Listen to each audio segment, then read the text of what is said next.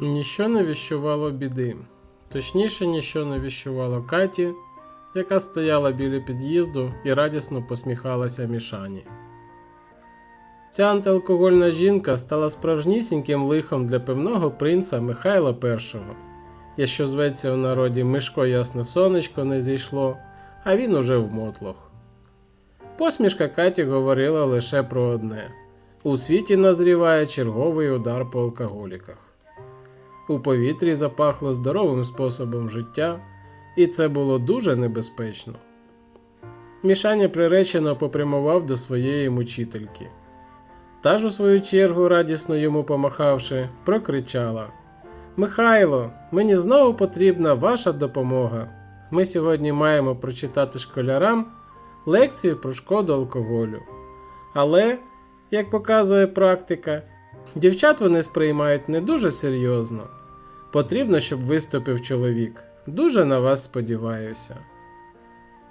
Якщо взяти самого Папу Римського і попросити його прочитати лекцію про те, що Бога немає, то це все одно буде не так жахливо, як попросити Мішаню розповісти про шкоду пияцтва. Все-таки не зрозуміло до кінця, наскільки сильна віра головного католика.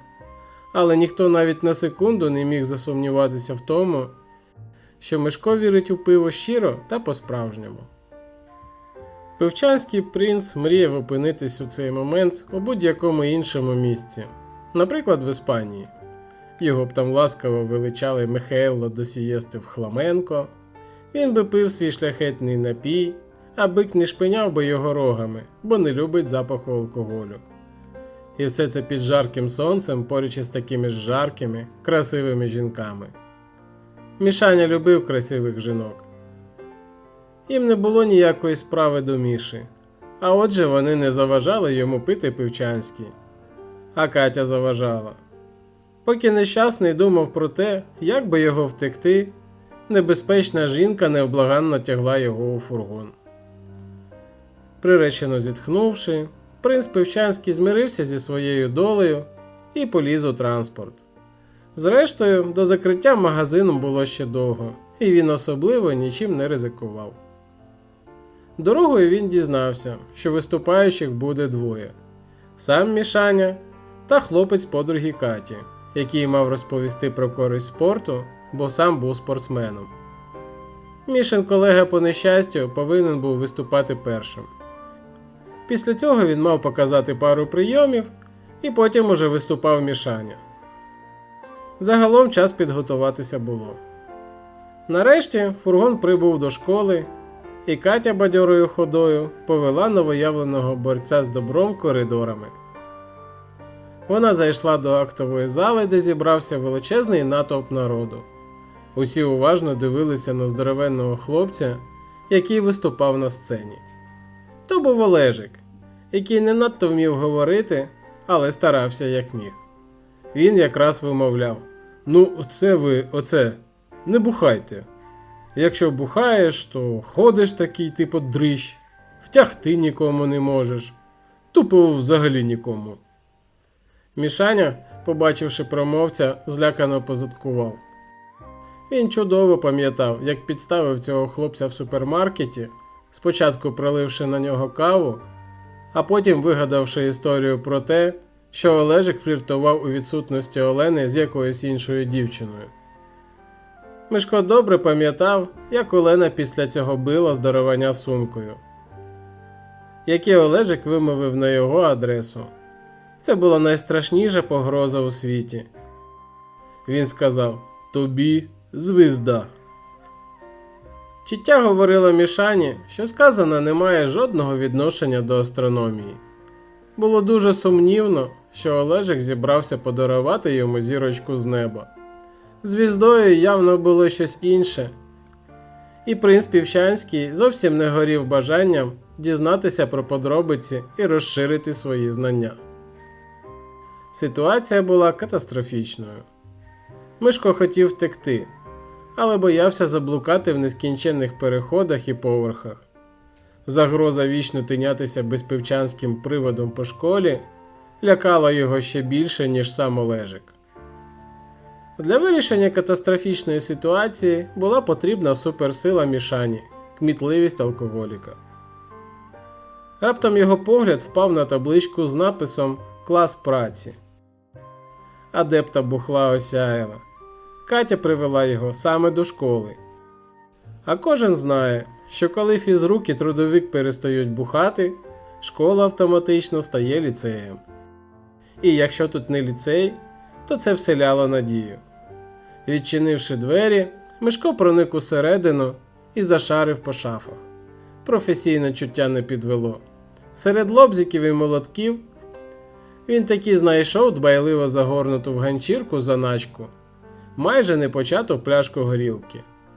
План був простим до геніальності. Мішаня напивається і стає твариною, занесеною в синю книгу.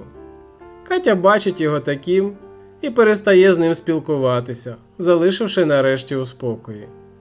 А те, що його помітить Олежик, Мішані буде по барабану, оскільки горілка є справжнісіньким еліксиром сміливості. Де панує цей напій, для страху немає місця. Випивши без закуски до дна весь вміст залпом, Мішаня видихнув і прислухався. Олежик ще говорив, а отже був час прийти у форму. Людину підводить техніка, надійні перевірені люди, але алкоголь ніколи. Випита на голодний шлунок пляшка горілки спрацювала надійніше за хвалений швейцарський годинник. Страх поступився місцем безшабашності, а сама ідея прочитати лекцію вже не здавалася такою маячнею. Мішаня був готовий. Він впевнено поставив на місце пляшку, упустивши при цьому її, а потім і десяток лобзиків смахнувши на підлогу. Двері шафи він вирішив не зачиняти, так як той був нестійкий і став погойдуватися. Хоча, можливо, почав погойдуватися Мишко, історія про це замовчує. Оратор дозрів і попрямував до актової зали. Він піднявся сходами на сцену. Там саме Олена намагалася відтягнути Олежика, який в подробицях розповідав про те, як треба бити алкашів. Мішаня зупинився на секунду і гикнув. Здоров'як повернувся і, запнувшись на секунду, грізно гаркнув: «Ти!» Мішаня зухвало відповів: «Морду тобі всрали коти!» Діти засміялися. Принц Півчанський повернувся до зали і промовив: «Діти, якщо будете бухати, то вам звізда!» Запанувала абсолютна тиша, яку через 10 секунд порушив стукіт тіла Мішка, що впав. Він вирубився і захропів на всю актову залу. Олена з Олежиком підхопили його і потягли зі сцени. Концерт продовжився, але без головної зірки. Через 3 години Мішаня прийшов до тями. Поруч із ним сиділа Катя, яка за геніальними розрахунками принца Півчанського мала забути про його існування назавжди. Але вона була тут і дивилася на нього поглядом, який Мишкові дуже не сподобався.